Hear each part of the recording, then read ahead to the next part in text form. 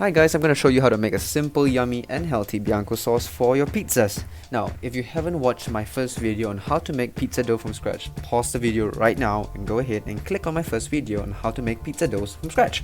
Now, back to the sauce. Into a small bowl, have about half a cup of cream cheese and cream it with the back of a spoon. Add in about a pinch of black pepper, grate a clove of garlic and a quarter of a nutmeg. Next, add in a tablespoon of Parmesan cheese, some lemon zest, a teaspoon of olive oil and chop in about 2 tablespoons of spring onions and mix it all up. You don't need any salt here because the Parmesan cheese is already salty, like your eggs.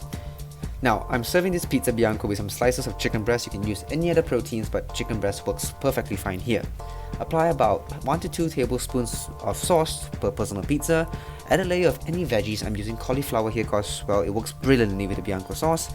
Then the chicken strips, a grind of black pepper and a teaspoon of olive oil.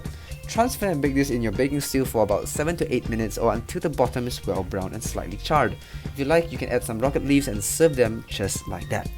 Thanks for watching. Don't forget to like, share and subscribe. Make sure to check out all the other pizza sauces and recipes in my channel. See you next time.